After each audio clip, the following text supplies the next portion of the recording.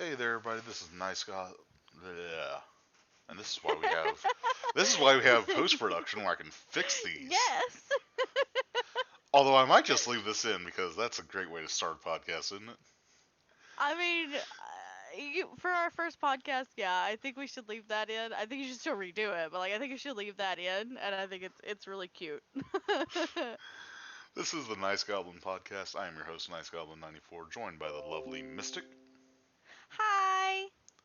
Uh, does just occur to me that I'm using that uh thing, so I hope that didn't come through.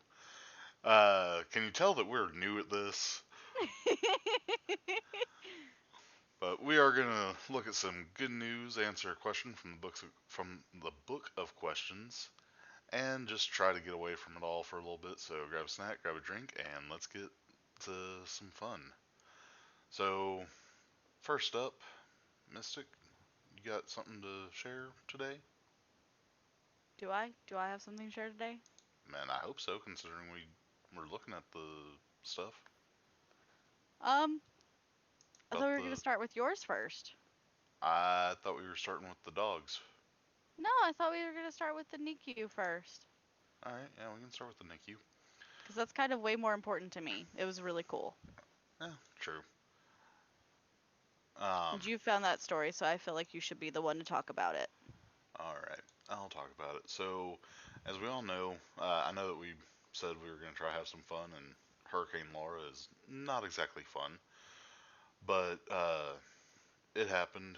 It hit Lake Charles, Louisiana, but something really interesting and really kind of cool came out of that. Hospital workers at the Lake Charles Memorial Hospital managed to get 19 babies out of NICU and onto its main campus in 2 hours. Which, let's be honest, moving even one NICU baby can oftentimes take hours and hours. The fact that they only did it in 2 hours, that has to be record time. And they had to do it before, because the crunch time part of it and why they had to do it in 2 hours is because they had to do it before the main brunt of Laura hit. So, from what the article that we were reading said, is that the threat of flooding is what forced them to evacuate from the Memorial Hospital for Women to the main hospital. So it was the threat of flooding, and they could have just said, "Oh, it is what it is. We should be fine on a higher floor." No, no. They're awesome. They're absolute heroes. And then what's even more interesting isn't the fact that just moving 19 of them in 2 hours, but a few of them even had some complications. Yeah, some of them were on respirators and ventilators. Some were as small as 2 pounds. Uh, some of them were born premature at just 23 weeks. So that was a lot of X factors that could have gone really, that could have gone pear shaped really quickly. And all 19 of them got moved safely. Uh, the doctor in charge, Dr. Bassano, was actually updating on Facebook and social media so that parents who couldn't be there because of the pandemic were able to follow that and were able to stay up to date and know the status of their young children. So that is just big ups to that guy. Absolutely. Lake Charles got hit possibly one of the hardest. I believe they hit an hour of 120 to 135 mile per hour wind gusts when the eye wall hit. So that's just wow. I believe Dr. Bassano had a team of 14 nurses, two neonatal nurse practitioners, and three respiratory therapists that stayed in the NICU all night, taking shifts to care for these little babies. Yeah, so big shout out to Dr. Bassano and that team. They pulled off a miracle right there. Oh, they absolutely did, because it's one thing to be in the medical field and care about your patients, and it's an entire other thing to see a Cat 4 hurricane coming, to know the damage it can do, and to say, I'm not leaving my patients, especially ones this little that can't defend themselves, especially, and to say, I will take on this storm. I don't care. I'm staying out. They need me. Like, those are absolute heroes right there. Yeah, that is. I kind of wonder, like how he doesn't wake all those babies with those massive balls of steel. Because I'd have been Right? like, I'm sorry, that's a cat four. What? Um, no, y'all got this. Bye. Like Absolutely. bigger stones than me, man. And I mean, again, his whole team, just any one of them could have said, hey, I'm evacuating. Hey, this is going to be really, really rough. I'm out. But no, his entire team said, Cat 4 Hurricane? Don't know her. Yeah.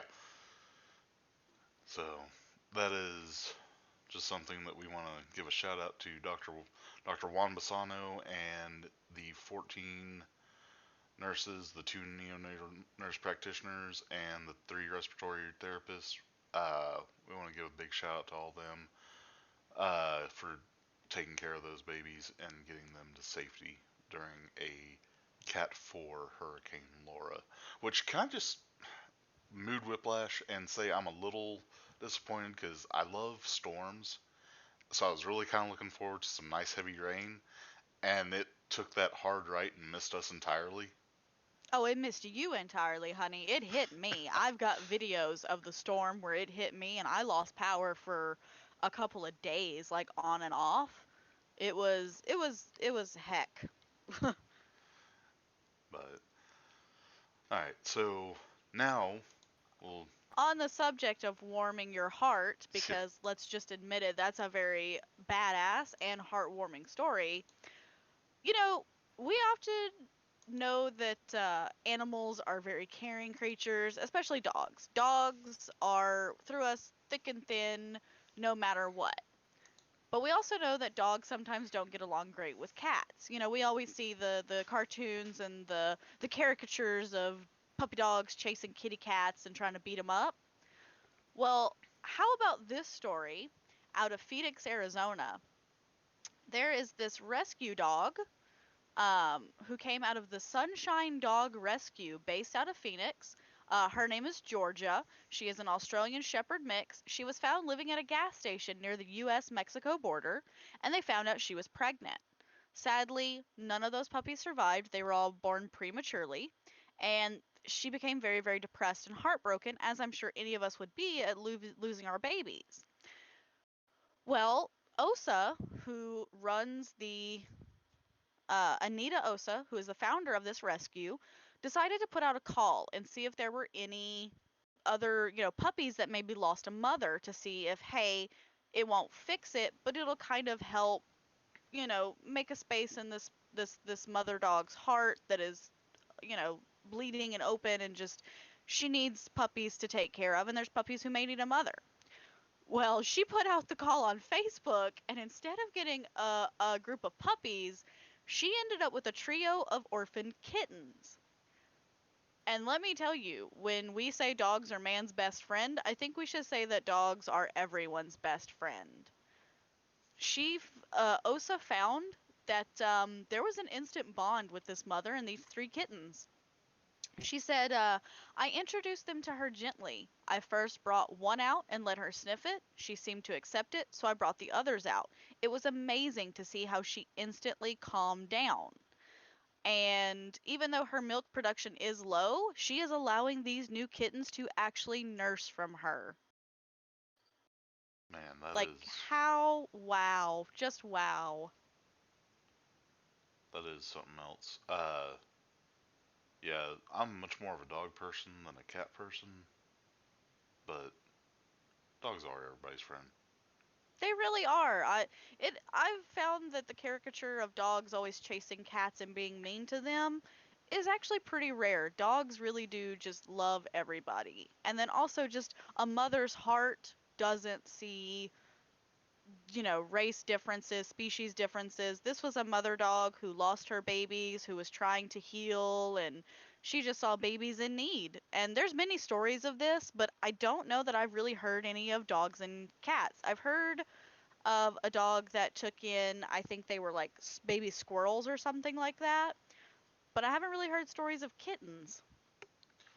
Um, I can't say as though I've heard any. I know that there was I've seen the pictures of the husky that was raised by cats, and so like it sits like a cat, but It loafs, yes, I've yeah. seen those. That is precious. But I've not seen or I've not heard of dogs taking in cats, which this is really kind of cool. I kind of want to go see if they have like a Facebook page or something and see if there's a way to keep up and see like the differences in the way these cats grow up. You know what I mean? Like you said, the husky raised by kittens kind of loafs and like lays differently. I'm curious how these kittens will grow up to, act more dog-like maybe? It will be interesting, but Sunshine Dog Rescue does actually have a Facebook page, so if you want to follow them and stay up to date with Georgia and her new litter of kittens, you can definitely follow them on there. That's Sunshine Dog Rescue on Facebook. We will be posting a link to that in the description.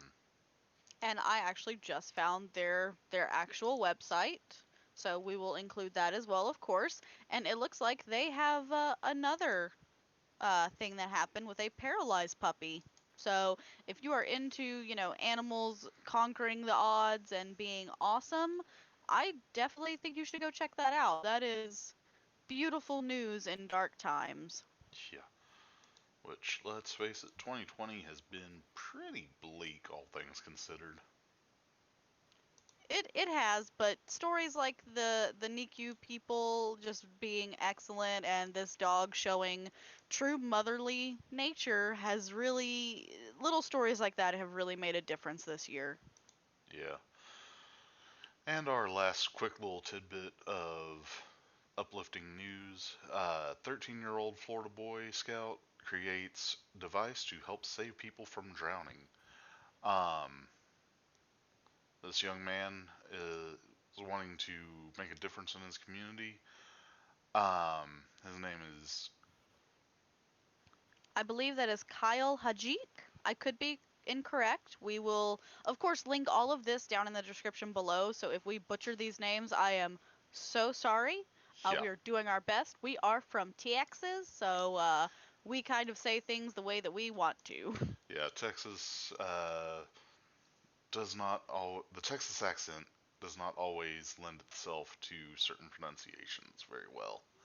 Exactly. But Mr. Hajik heard about people drowning in the Gulf of Mexico near his hometown of Panama City Beach, Florida. Uh, he created this device called the Life Box. Uh, the it is spelled Life BOKX. The K stands for Kyle, Kale, however you say that. I think it's Kyle. I'm gonna look into this later because now I'm curious. I'm going to laugh if he ends up listening to this and like direct messages and like, dude, you just stop butchering my name, please. Right. So, this young man said that it's very simple, he would say, but it's also very important in saving someone's life. He wanted to let people know how to actually save people from those kinds of disasters, like either currents or drownings. So, it is an entire kit with equipment that can be installed along beaches. Yeah, box includes life vests, a lifesaver, CPR instructions. Each box would have a location number to help rescuers find people faster. So this young man's really doing some good work. Oh, that is amazing. And I really love that it's not just items to save people, but the CPR instructions because there will always be probably at least one person who is CPR trained on a beach, but if there's multiple people drowning or multiple people that need help, those instructions I think will go a lot further than just relying on hoping at least one person around can do it. Yeah, because I took a CPR class many years ago. I don't know that in that situation I would necessarily remember every bit that I learned. So having those instructions as a refresher would probably come in handy. Oh, absolutely. Again, I also took a CPR course many moons ago. And also, even if you just took the course last week and then encountered somebody today that needed CPR, when you're in the moment and adrenaline hits, your brain will often fog up. And so it's always great to have little reminders and instructions so that you make sure that when you're saving someone's life, you are actually saving their life and not making it worse. Yeah. The only thing I remember is Staying Alive by the Bee Gees is at the right beats per minute, and ironically enough, so is Another One Bites the Dust by Queen. So, Oh, I didn't know about Another One Bites the Dust, but I was taught about yeah, staying alive. yeah, no, I pointed that out in the CPR class I took, and the instructor, her face just kind of went, yeah, let's remember the Bee Gees one. That's pretty great. But right, shout out to this young man in Florida. Florida boy is going to hopefully right all the wrongs of Florida man. Man, that's gonna be a lot of writing to do. As long as he stays away from the meth gators, I have hope. Yeah, yeah. Man, a lot of good to try to shine some light in 2020. So big shout out to all of them. And now we're gonna move on. So the main idea I had for this podcast was revolved around this book called The Book of Questions. It was originally written in the 80s, um, and these aren't like trivia questions like who was the pitcher for the Boston Red Sox or anything like that during the 85 season. This is These are more like conversation starter questions, and they're supposed to be a bit more thought provoking. The problem with the book from the 80s is it got outdated relatively quickly. Um, so then back in 2013, I believe, uh, they rewrote and revised and edited, put in some new questions, and kind of just updated it, as you do, and tried to make it a little bit more modernized. So we'll be looking at both of those books, starting with question one from the revised and updated book. Technology has become a part of us. Would you rather lose the use of all motorized vehicles, all telecommunication devices, and computers, or one of your hands? Well, I think that's easy for both of us. We both come from a background and are working towards degrees in computer science. So Yeah, I think I could speak for both of us when I say bye bye, hand. yeah. Like especially if I could choose, like if I could choose to just lose my left hand because I'm right-handed. Um, my left hand is I'm pretty sure it's like just barely above vestigial, as far as classification goes. So if I could just, Oh, we're using our $3 words today with vestigial. Got it. yes, yes, it was on my word of day calendar. I'm so proud of you. But yeah, no, I would be perfectly fine with losing my hand to keep computers and telecommunications and motorized vehicles because I'm also a fat kid. I don't want to like we both live kind of out in the country, so I don't feel Well, like walking. I'm more than a little out in the country, but Yeah, I do agree. And then also, if we keep all these computers and things, that means that the hand that we lose, left or right, because I'm ambidextrous, I kind of like having both of them, but oh, what if was I that have about to get rid of one, $3 words? you started this. You started with your word of the day. I got to give my word of the day in. Um, but no, if we do keep computers and everything, that also means though that whichever hand we lose, we could replace with cybernetics, and it'll be almost as though we never did lose a hand. And who knows, I could get a really cool cybernetic hand with perfect nails all the time. Yeah, I mean the prosthetic industry is already getting so advanced that yeah, it wouldn't be any time at all before we. Oh, you lost a hand? Here we go. and just brand new, and get a Skywalker robot hand. Right. I mean, they have prosthetic cybernetic hands right now that at least a year ago, I believe, if not 2 years ago, they were working on the ability to regain touch, like sensation of touch and temperature. And one prototype, users reported that they actually could tell the difference between hot, cold, smooth, rough. And I mean, we're so close to being able to fully replace these limbs with things that not only look exactly like it used to, but can do the same things, if not more. Watch me out here crushing steel beams.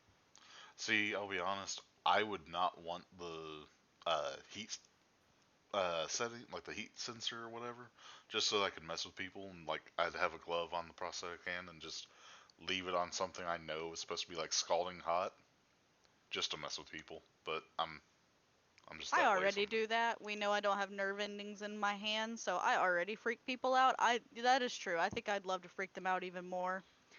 Go over to your friend's house for Thanksgiving, just reach in and pull the turkey out of the oven with no pot holder, and they're just like, "Oh my god, what are you doing?" And you're like, "What? Is it hot?" Yeah, just haha. But yeah, no. For the Nice Goblin podcast, we can be kind of trolly sometimes. So, A little bit, just a little bit. but so now that we've answered the one from the revised edition, let's hop in the Wayback Machine, go to the original book of questions, and the first question from the original book of questions is: for a person you love deeply, would you be willing to move to a distant country knowing there would be little chance of seeing your friends or family again? Ooh, this one's really, really tough. At least for some people, I feel. See, I feel like this one's kind of one that got dated relatively quickly because we have video chat and we've got, you know, like technology has made communication just so easy. I'll be the first to admit that yeah, sure, video chat doesn't quite replicate, getting a nice warm hug from a friend or family member you haven't seen in forever, but I feel like it makes it more bearable than, just a letter Well, a I would month. also point out that transportation has also gotten a lot better. Depending on where you move, we've got bullet trains now that can get you from one major city to another in only a couple of hours. Like transportation is also evolving to the point where I feel like that is probably why this is outdated technology as well. I feel like depending on where you're moving, yeah, we've got video chat. Planes are becoming more and more affordable. You buy during the week and it's significantly cheaper than weekend trips. I think there are a lot of ways around it now, and I would definitely say yes. I mean, new countries, new opportunities. Yeah, you're gonna miss your friends and family, but those new opportunities could mean a job where you could fly back and see them every weekend. Where you just got more money means being able to fly them out to you every weekend, or go to the Bahamas together for a week or something like that. So it's definitely a yes from me at least. I'd probably be willing to. I can't think of anything that I'm just super attached to other than, the friends and family. But like you said, getting into a different city with new opportunities, uh, and plus, I like I said at the beginning, I kind of advocate the usage of video calls and chat and all that. So I'd be willing to move. Just you know, it would Well, at that point it would depend on what country we're talking, that's what I was gonna say too. Is I think it also depends on the country. because not going to name any countries, but there are some that they're a little restrictive on the whole free speech thing, and that could get kind of gnarly if I'm trying to host a podcast out of there. Right. But I feel like this is also kind of like common sense. You're probably not gonna move to a place like that anyway. So But no, with technology, with transportation, with new opportunities, and then also just because you move somewhere doesn't mean you'll stay there. So just, you may move there for a year, things may not work out, and then you're back to friends and family. So it's a new opportunity, it's a new experience. I say take it. If it doesn't work out, you always come back to your friends and family. But if it does work out, you bring them to you. Yeah. And if you are considering moving for somebody that you love, be sure to keep enough saved up for a return flight just in case. Absolutely. Call Absolutely. call me cynical, but that No, I call you a realist. might be something you want to keep in mind. As much as we'd love to believe in true love and happily ever afters, this is the real world and not Disney.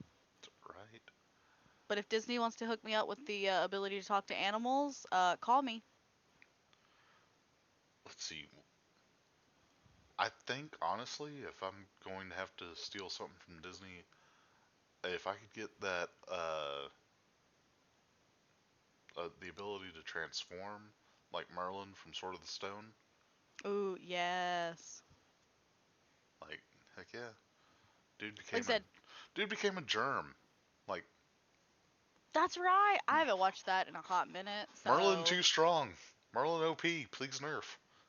but if I can't have that because that is too strong, I will totally take the ability to talk to animals and small woodland creatures come clean my house for me. That's the part I'm angriest about Disney lying about being a princess. It's not the Prince Charming, it's not the castle, it's the small woodland creatures that come clean my house for me. I want that. Right? But on the subject of moving to a distant country, what is a country that you would like to move to if you ever got the Japan. chance? Japan. That's not even a difficult question for me. I have wanted to do so I'm a little bit of a weeb. You know this, but viewers, I'm a little bit of a weeb. I love anime. I would love to be a professional cosplayer. Like I love that kind of culture. But as mentioned before, I also have a degree in computer science. More specifically, my degree in it is video game programming. And Japan is not only big for anime, but Sony is there, Nintendo is there. Like it is a huge culture of technology. And then I've also looked into, prices of cost of living and just I love the culture. I love anime. I love video games. I feel Japan is kind of that place that is always called to my soul that I feel like I would love to even just for 6 months, for 6 days, for 6 minutes, I would love to be there. So if you give me the option to move there, friends and family, who's that? Oh, I see how it is. Okay, so if Mystic ever gets around to finding a way to get to Japan, I might be looking for a new podcast host, I guess. I mean, I didn't say you couldn't come with me. See, I wouldn't mind going to Japan. I would want to like research where the earthquake doesn't happen. That's Uh, fair. That's fair. that's like my only real concern with Japan is The you're in, earthquake and tsunami. yeah, natural disasters. It's bad enough that I live in Tornado Alley and hurricane Actually, our pathways. area is not considered Tornado Alley. Tell that to Van. No, trust me. Yeah. Tell that Um, to Henderson. It yeah, gets them pretty bad. Like one year, one literally went down Main Street in Henderson. yeah. So, but as we've established about Texas weather, it takes the weatherman's consideration, throws it out the window, and says, "I'm gonna do what I want." No, it's worse than that. My theory is that Mother Nature here in this area, she is drinking like a tequila sunrise or a mimosa, and every hour she spins a little wheel to see what she's gonna do for the weather, just to keep us on our toes. Yeah, no, I could buy that. I remember whenever I was in high school, I would wear like during spring and fall, during that whole season change, I would wear blue jeans and a short sleeve shirt. I wouldn't wear a jacket, and everybody'd be like, "Dude, it's like 30 degrees outside. Why aren't you wearing a jacket?" I'm like, Because by lunchtime, it's going to be too hot for it. Exactly. And sure enough, lunchtime would roll around. It'd be 70, and I'd be like, see, y'all are all sweating. And then also, let's not forget the couple of years that we had like really hot winters, and then it just randomly snowed on like Easter, and then in Yeah, July. yeah, yeah, no, Mother Nature, Texas is Mother Nature's petri dish. We're where she likes to go to experiment. I vibe with that. But I legitimately think that Mother Nature is just like, okay, and let's see what happens if we take some low pressure, some high pressure, and a sudden 20-degree temperature drop, and oh, well, I hope that they like rain. Yeah, I hope they like sleet. Oh, they can't drive in it? Well, this will be funny. Man, I had to drive a pickup truck in snow one time. That was I'm not fun. sorry. I'm I'm doing 30 miles an hour in a 50-mile-an-hour zone in the slow lane. I was at least smart enough to do that. And I'm just like, nope, nope, nope, nope. Do not want, do not like. No me gusta. Right? Well, okay, so back on subject a little bit. Yeah. So I want to go to Japan. What about you? See, I would really not mind going somewhere in Europe. Uh, like I know Japan's nice and inexpensive, and I'm right there with you on the whole weeb and anime stuff. But I just think it would be. Such a history buff, and specifically, American and European history. I would want to know more about that sort of thing, like more about where my ancestors came from and get to see that. So I'd have to say somewhere in Europe. I just don't know where because I'm a Heinz 57 mutt, and so I probably just have to like backpack around every uh, Western European country for about a year or so. Have you ever done like a 23andMe or an Ancestry DNA thing? I have not, just because those cost money, and I don't have a whole lot of money. So yeah, if y'all want to start, donating Patreon money or something like that, uh, maybe I'll do a 23andMe and read the results on a podcast one day. Well, because it's really cool because my partner did a 23andMe and an Ancestry DNA thing, Not and they sponsored, by the actually way. no, not sponsored, but I mean, if they want to sponsor you to take the test and read it off, we would totally be happy with that. Right? Um, but it actually broke down the DNA and everything and like by region too. It wasn't just European. It was like typically, this DNA denotes this area of Europe and a little bit of this area. And so, yeah, I think that would really influence your decision if, you're, Heinz 57, you're not really sure what area. I think if you took that test and you really kind of like narrow down what area, that would be really cool.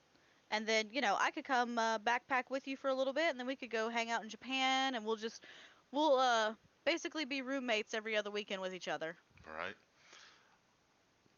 I like how neither one of us bothered with Australia, where everything wants to kill you or everything tries to kill you. Oh, don't get me wrong. I would love to visit Australia, but yeah, no, everything would totally, definitely try to kill me. We know what kind of luck I have with things. You, you would be the one person to actually confirm drop bears. That is true. That is true. Because, Like, Billy, I really want to go to Steve Irwin's zoo in Australia. That's actually like a big one on my bucket list.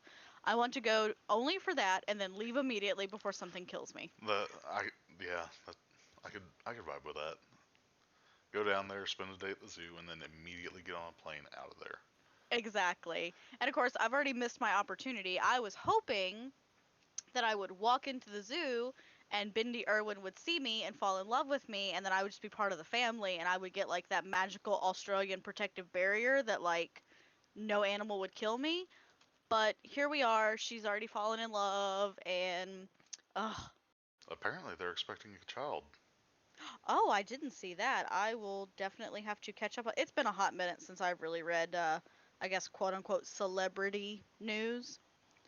But I'm very happy for her and her family. Did Yep. you know, like, that's actually how her mother and her father met? Is Yeah. that her mother was an American that visited the zoo, and it was like love at first sight. And then that's how she and her husband met. Is he was an American visiting the zoo, and it was love at first sight. And I was just, that is so cool to me. Yeah. No, I. That is one of those things that I'm just like, okay, Generation Xerox. I see where we're going with this. Like I said, my goal when I was, significantly younger, I was like, I'm gonna go to the Australian Zoo as an American and meet the love of my life and just move to Australia. And here we are. That didn't happen. Hey, you might still be able to meet the love of your life in the Australian Zoo. It just won't be in Irwin. I mean, do you think if I have my partner like walk across the zoo and then I walk in a little bit later, our eyes can meet and then it'll just be like that moment? Yeah, yeah, that'll work. There we go. We'll look at each other over the crocodiles and just be like, ah, yes, love. Haha, laughs unsingle. Oh, you hush. We will find you somebody eventually. Ladies. Speaking of, not sponsored, but ladies, are you looking for the perfect man? We'll go to a different podcast because this one is not perfect and that's what makes him the best. I was about to say, if she doesn't throw me under the bus, I'll throw myself. No, that's what makes you the best. You're a really great friend, and were it not for the fact that I were already taken, we probably would have already tried the whole relationship thing. But it is what it is. For real though, ladies, he's a good dude. I really didn't mean to turn this into a Tinder profile, but Here we are. He likes yeah, long walks on the, well, not on the beach. He likes long walks down the college campus.